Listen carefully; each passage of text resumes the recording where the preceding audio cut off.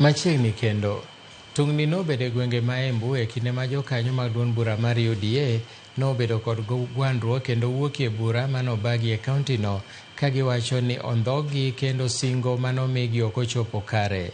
Ka gitwagi jofwambo, achiel kuom jotelo mag kuku mar riwruok mar duond burano ero Joshua Kanake nolando ni gin kod dwaro mar wuok e duond burano ka giwacho ni ne gitelo e chenro mar manyo kura ne Kenya Kwanza e yiero mokadho, to kata kamano ng'ama dewogi sani onge ka bende giseyo gavana ma Embu Cecily Mbarire kuom nyiso kit telo marach e duond burano mar UDA.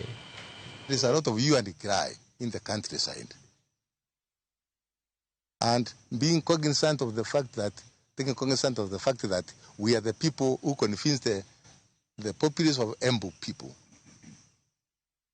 to vote for this government, we feel that we no longer want to be associated with a system that has failed our people in terms of service and delivery.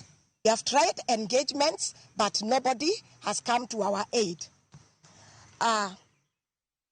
We have a very selfish government which has not listened to us, and that's why we came here and to register our disappointment.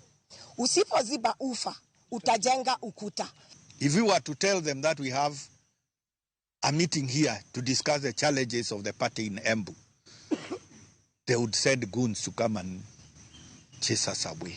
We spent our resources, financial and otherwise, moving around this county to sustain that, number one.